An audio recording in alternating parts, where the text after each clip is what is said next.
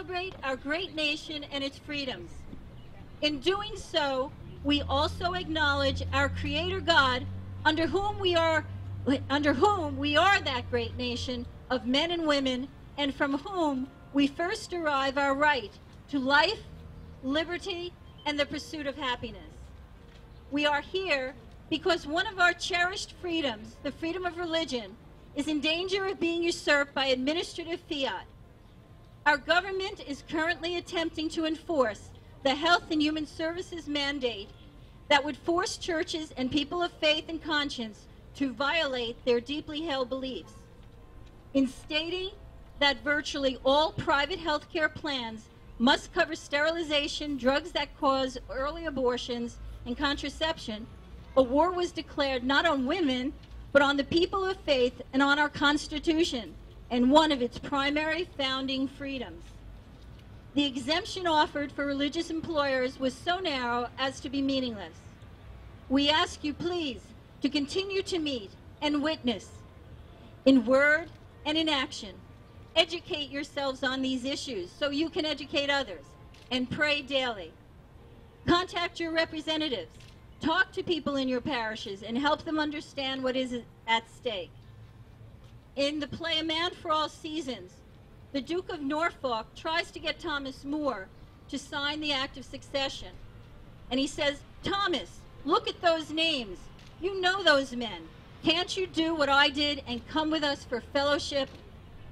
And Thomas More replied, "And when we stand before God, and you are sent to paradise for doing according to your conscience, and I am damned for not doing according to mine, will you come with me for fellowship?" Thomas More, man of faith and conscience, the king's good servant, but God's first. Pray for us. Thank you. Thank you.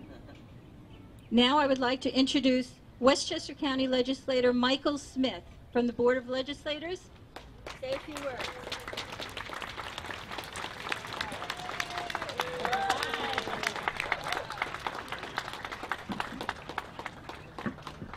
Thank you, everyone. Good afternoon. I can't think of a better place, a better name than today, the Freedom Rally, to illustrate the importance of why we're really here. Look at this backdrop. Federal courthouse. This speaks as to how our freedoms are supposed to be protected. The First Amendment, the very First Amendment of the Bill of Rights, talks to what particularly our rights are, and it articulates our freedoms very, very clearly. The First Amendment states, "Congress shall make no law respecting an establishment of religion, or prohibiting the free exercise thereof, or abridging the freedom of speech, or of the press, or of the right of people to peacefully to assemble and to petition the government for a redress of grievances." Now, just last month here in Westchester County, I know some of you were here from the Bronx, I met you earlier this morning, we faced a challenge, a very real challenge, and I would say that very proudly we met it head on. We met it head on. Basically what they wanted to do is, there are people in Westchester County and those forces who want to take away our rights and want to impinge their beliefs upon us with no basis. They want to infringe our freedom of speech. They want to infringe upon our rights to peacefully assemble. But we challenged them. And it came through a number of good men and women in the legislature who fought this, and from our great county executive, Rob Astorino, who believes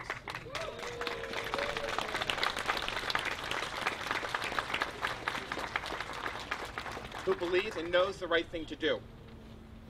What I'm talking about is a clinic access bill. It was a solution to a problem that didn't exist here, and it was a clear infringement upon our rights. Basically, what they wanted to do is they wanted to prohibit the ability of citizens and taxpayers, okay, the rights of citizens and taxpayers to assemble peacefully outside of abortion clinics and express their opinion. There was testimony that said that some of the people who were in favor of this bill said that rosary was a weapon.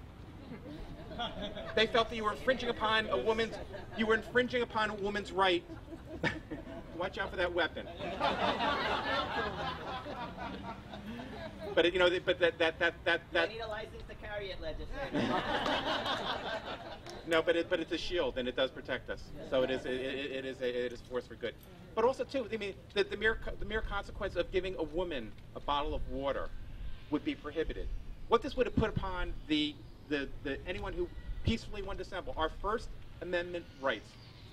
They would not allow us and single out this particular group from expressing their opinions and their beliefs. Something very, very wrong with that. Basically, it was a law that was targeted to solve a problem that didn't exist.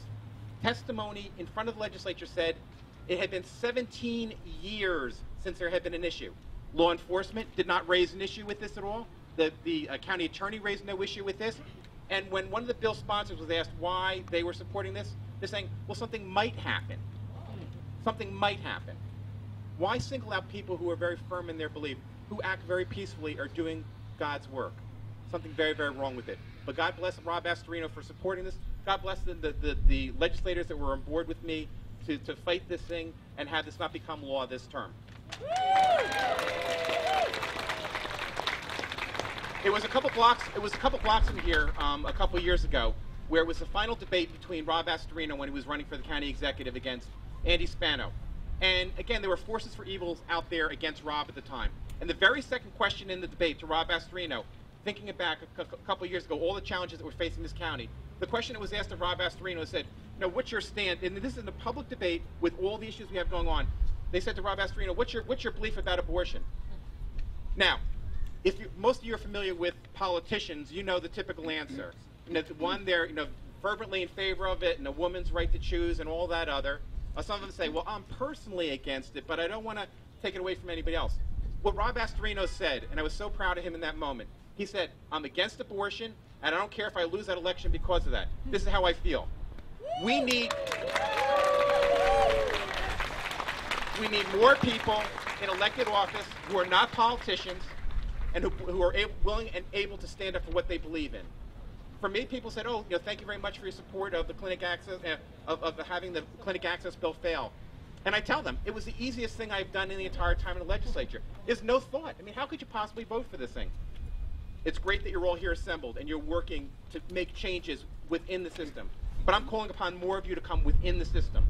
Come join me. Be with me. Get elected office. You don't have to be a politician. Probably the worst thing anybody can call me is a politician. I'm the person who lives in the house next to you, and I've been unsatisfied with the way things are going. I need more people like you who have firm beliefs, who are willing to come in and support what is important and do the right thing for everybody here, not a few loud people who have a pointed agenda that are going to really work very, very hard to knock out Rob Astorino and a number of other people like myself who support this thing very clearly. So it's time for all of us to step up and do the right thing and support. And I ask for some of you to even consider joining me in the legislature or in other public elected office. It's important that we get people on the inside who believe as passionately as we do.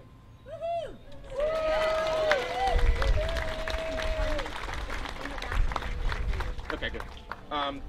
So basically, this talk about war on women, it's not a war on women, it's a war on us. And we've got to be vigilant and we've got to be willing to battle every single day because the forces will keep coming after us. Do not take any one single victory as winning the war. We have to continually be vigilant. We have to stand up for what we believe in, speak passionately, assemble, and get involved in the process. I thank you so much for allowing me to be here today. It is great to be with such like-minded people. I really appreciate it, and God bless you all.